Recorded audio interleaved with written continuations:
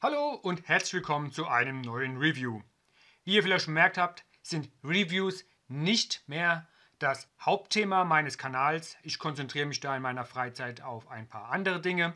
Aber wenn sich die Gelegenheit ergibt, dann teste ich gerne doch schon mal ein neues Gerät. Wie zum Beispiel heute ist ein neues Smartphone an der Reihe. Naja, Smartphone kann man nicht sagen. Man sagt dazu eher Phablet, eine Mischung aus Phone und Tablet.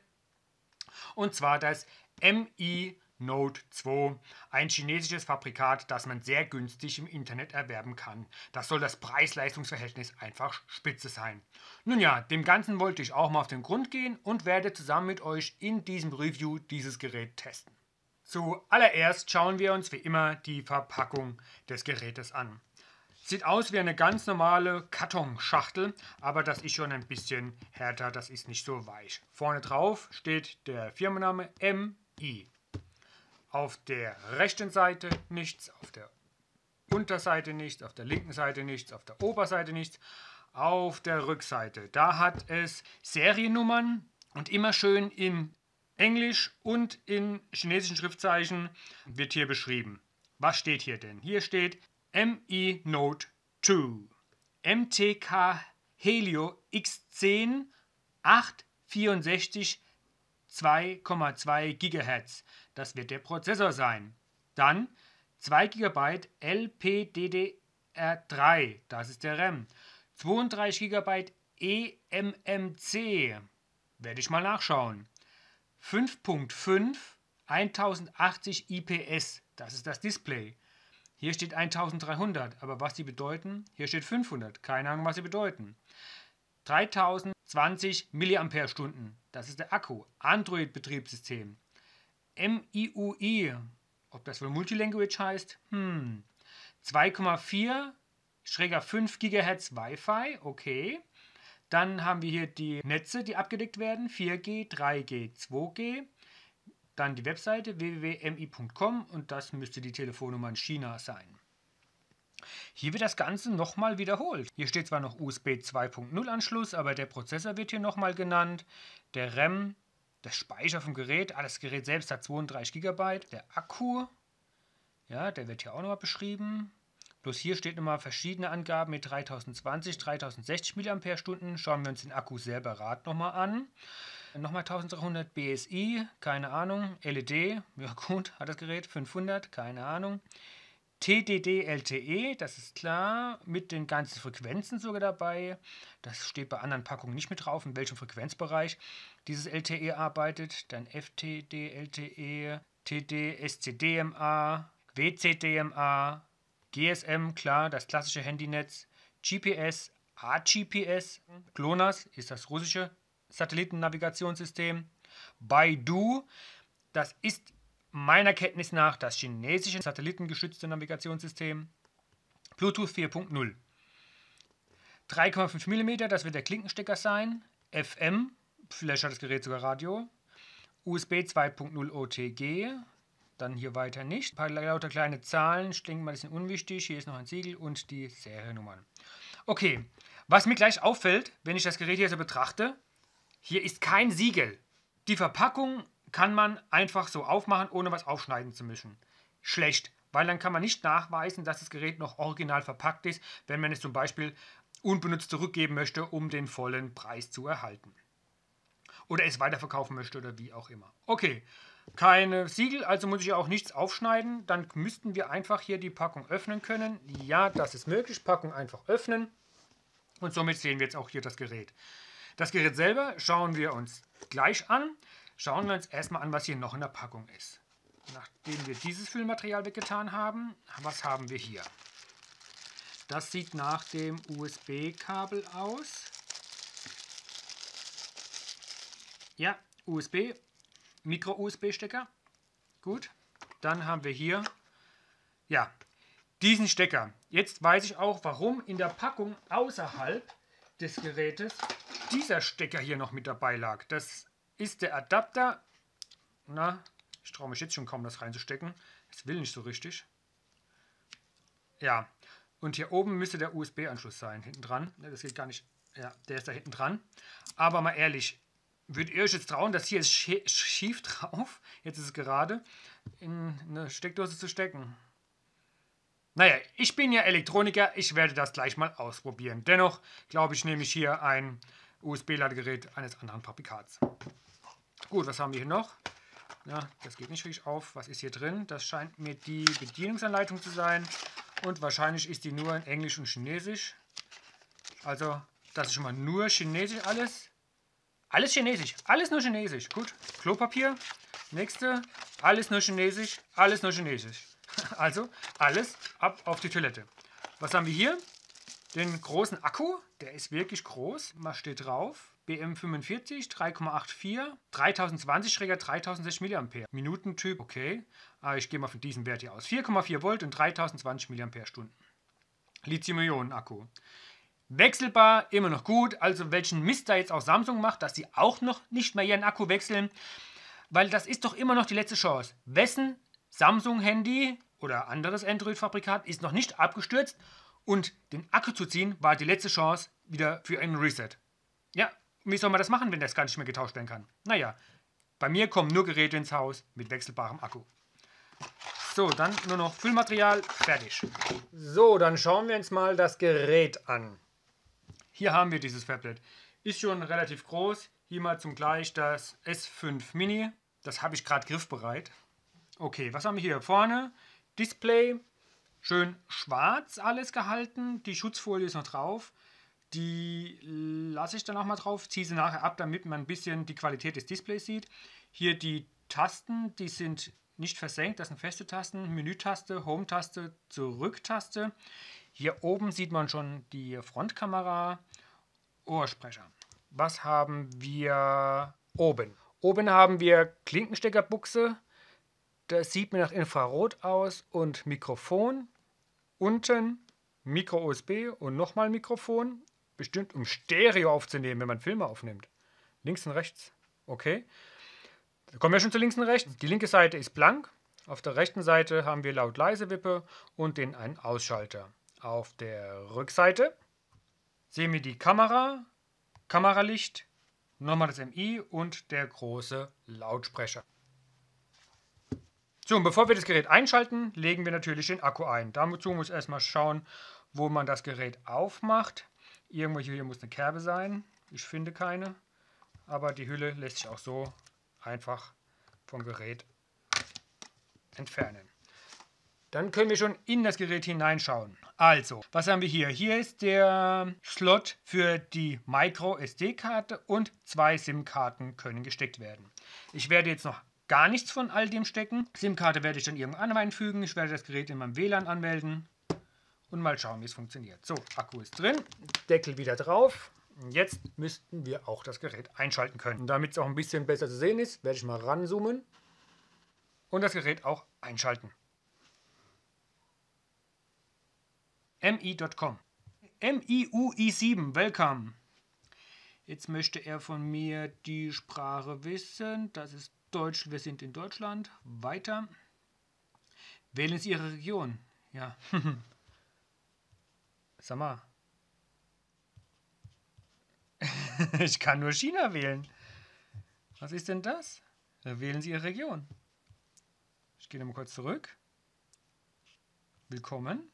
Deutschland, Deutsch. Weiter. Wählen Sie Ihre Region. Man kann nur China wählen. Gut, machen wir weiter mit China. Jetzt will er wissen, in welchem WLAN wir sind. Dazu wähle ich mein WLAN aus und melde mich an. Okay, mein Passwort eingegeben, verbunden. Gut, dann können wir auch hier weitermachen. Ganzen Datennutzungsbestimmungen, die sind immer hier sehr kurz. Gut, man kann die wahrscheinlich hier nochmal in ganzer Fülle lesen. Aber wer macht das schon? Genau, wer liest das? Die Nutzungsbedingungen bestätigen. Gut. Jetzt überprüft er die SIM-Karte. Ich habe keine. Dann setzen wir das Ganze fort. Nutzen Sie Google? Normalerweise ja. Und ich muss es auch nutzen, um die eine oder andere App herunterzuladen, mit der ich das Handy ein bisschen mehr testen möchte. Deswegen wähle ich auch mal Ja aus und melde mich bei meinem Google-Konto an. So, bei Google angemeldet. Auch hier akzeptieren wir die Nutzungsbedingungen. Google-Dienste weiter. So, jetzt gibt es ein MI-Konto. Und das überspringe ich. Wer möchte schon bei diesem Anbieter ein Konto haben? Mir reicht doch Google vollkommen. Konfiguration überspringen. Standard erlauben, ja. Nutzererfahrungsprogramm, nö. Standardgenauigkeit verbessern, ja. Jetzt kann man jetzt schon sich Layout auswählen. Das ist ja mal schön. Blau, Rosé, Highlife, Ocean Blue oder Blush. Ach, nehmen wir doch einfach mal Standard Blau. Glückwunsch, Sie können jetzt loslegen. Okay.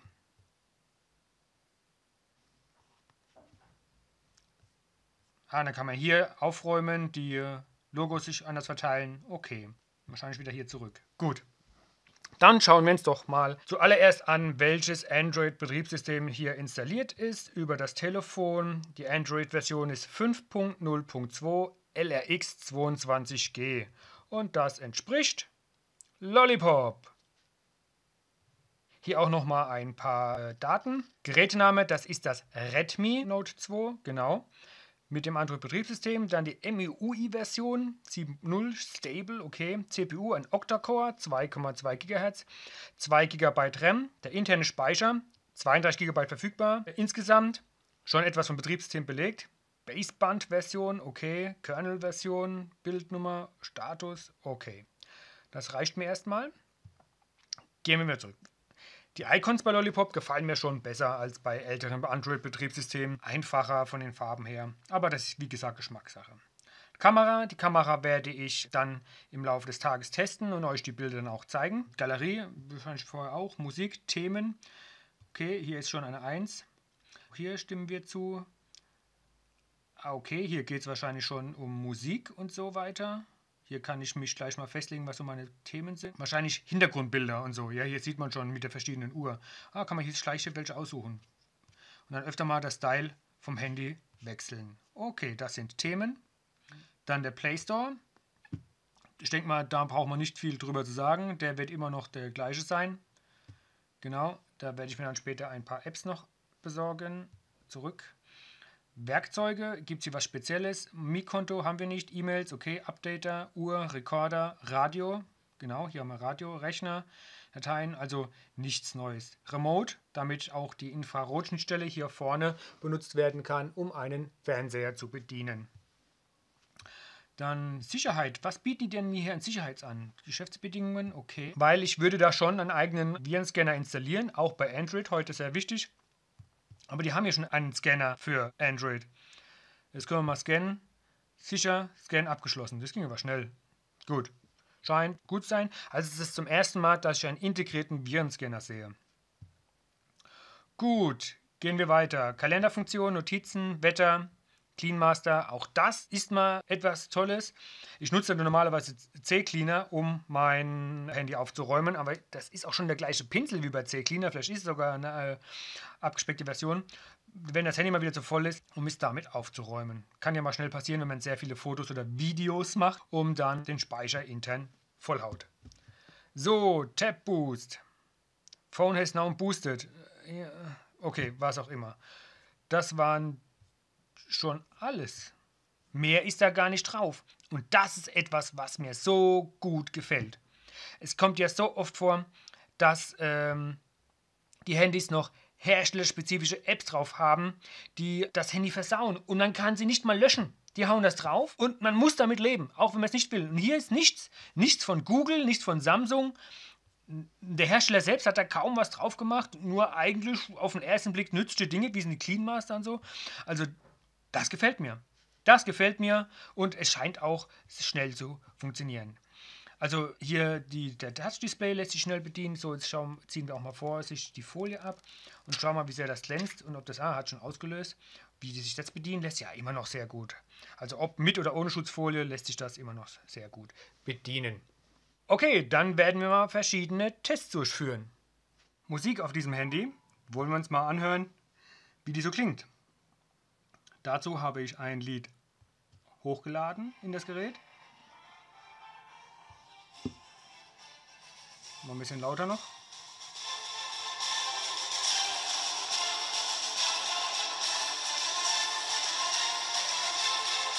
Also das klingt nicht schön, sehr blechern. Macht keinen Spaß mit diesem eingebauten Lautsprecher.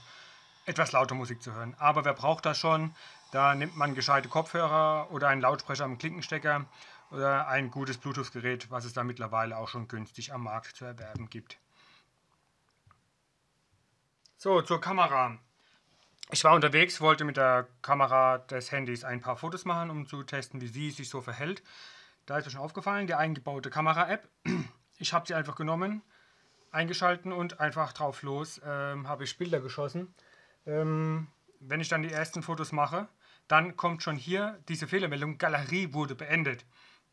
Weil innerhalb der Kamera-App ist ja links unten dann immer ein Vorschaufenster und das ist die sogenannte Galerie.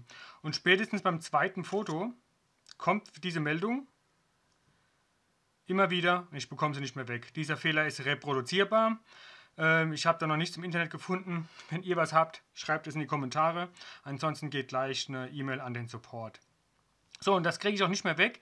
Auch wenn ich hier die Kamera-App beende, wenn ich es irgendwie schaffe oder auf den Home-Button gehe, diese Meldung erscheint immer wieder und es bleibt nichts anderes übrig, als das Gerät neu zu starten. So, Gerät ist neu gestartet. Aber bis wir ein Update bekommen vom Hersteller, kann man das umgehen, indem man einfach andere Apps nutzt, anstatt hier die eingebaute Kamera-App. Weil die Galerie lässt sich schon gar nicht öffnen, funktioniert überhaupt nicht. Aber auch da gibt es ja genug Apps im Play Store. Also gar nicht erst die eingebaute Kamera-App benutzen, sondern eine eigene verwenden, wie zum Beispiel Z-Kamera. Ich kenne mich ja nicht so gut aus, welche da die besten sind. Ich nutze zum besseren Fotografieren eine gescheite digitale Spiegelreflex. Das hier ist eher für die Schnappschütze. Aber damit konnte ich ein paar Fotos machen mit dieser App und die seht ihr jetzt auch. Wie bei den meisten Handykameras sind diese Linsen sehr lichtschwach. Das bedeutet, sie benötigen sehr viel Licht, um wirklich farbkräftige Fotos zu machen. Aber für den Schnappschuss reicht das immer allemal und wenn die Sonne scheint oder genügend Licht vorhanden ist, dann sind das auch schon sehr passable Fotos. Farben können auch dann kräftig sein. Auch jetzt ein kleines Video. Da habe ich aufgrund des schlechten Wetters draußen einfach mal schnell meinen kleinen Hubschrauber durch das Zimmer fliegen lassen. Deswegen der Ton, naja, ein kleines Summen, es ist zu hören. Ansonsten seht ihr die Bewegung. Aber auch hier sieht man, wenn zu wenig Licht vorhanden ist, dann sind die Farben nicht kräftig. Man hat ein Rauschen im Bild. Das macht keinen Spaß. Also auch hier beim Videodrehen darauf achten, dass immer genug Licht vorhanden ist. Dann kann man damit auch schon mal arbeiten. Immer interessant zu wissen, was für eine Leistung hat denn dieses Handy? Und dazu empfehle ich den klassischen Benchmark von Antutu. Den hatte ich auch schon laufen lassen und das Ergebnis seht ihr hier, 37.500 Punkte für dieses Redmi Note 2. Und natürlich ist es da immer interessant, wo befindet sich denn das Gerät? Natürlich kann man für diese untere Preisklasse nicht erwarten, dass es da oben mit dem Huawei Mate 8 oder dem Meizu Pro 5, dem Galaxy Note 5 mitspielt, dem Galaxy S6. Es ist etwas unten angesiedelt, aber es erscheint auf Platz 15. Also ich muss sagen, für dieses Preis-Leistungs-Verhältnis eine gute Note. Und ich habe auch jetzt während dem Arbeiten mit dem Gerät den ganzen Tag ein bisschen damit gespielt, ein paar Fotos gemacht, im Internet gesurft etc. Gute Erfahrung gemacht. Auch mit Maps mich mal die Route fahren lassen. Der GPS-Fix ist wirklich ganz genau auf den Meter. Das funktioniert alles sehr gut. Da macht schon Spaß mit zu arbeiten. Mein Fazit zu diesem Gerät: macht Spaß. Also wie gesagt, ich erwähne es immer wieder, Preis-Leistungs-Verhältnis einfach bombastisch. Einfach nicht zu schlagen. Bei dieser Gerätegröße und der Ausstattung, was es denn bietet, was es denn kann. Das Display wirklich super Qualität, macht Spaß auch darauf Filme anzuschauen oder sich Fotos anzuschauen. Es fühlt sich auch wertig an, auch wenn das hinten Kunststoff ist, macht es doch Spaß in der Hand zu halten. Da merkt man, da ist noch ein bisschen Hardware dran. Dann kommen wir auch zu der Hardware. Also die Ausstattung ist ja wirklich gut mit diesem guten Prozessor, mit diesem vielen RAM und vor allem 32 GB schon mal internen Speicher. Da braucht man nicht unbedingt eine Micro-SD-Karte stecken, kann es aber trotzdem tun. Man kann 2 SIM-Karten stecken, das ist schon mal ein Vorteil. Micro-SIM werden hier gesteckt. Trotzdem ein vollwertiges, gutes Gerät. Braucht man sich nicht mit verstecken. Wie schafft es diese Firma Xiaomi, das Gerät so günstig zu machen? Nun, ich denke mal, die sparen an manchen Ecken. Zum Beispiel wie auch hier, es ist eine günstige Linse verbaut. Ich denke mal, auch die sonstigen Bauteile sind nicht immer die besten, aber sie funktionieren trotzdem alle gut. Sie sparen eindeutig an der Software. Also wie gesagt, mitgeliefert wird kaum etwas, nicht mal Spiele oder etwas der Art, ein paar Werkzeuge, das war es aber schon. Aber das macht ja nichts. Man will ja eh seine eigenen Apps zusammenstellen, wie man es gerne hätte. Ein Kopfhörer war ja auch nicht dabei im Lieferumfang. Ich denke mal, das sind so Kleinigkeiten, die dir den Preis immer weiter drücken. Und natürlich Made in China und kein Markenname wie Apple oder Samsung.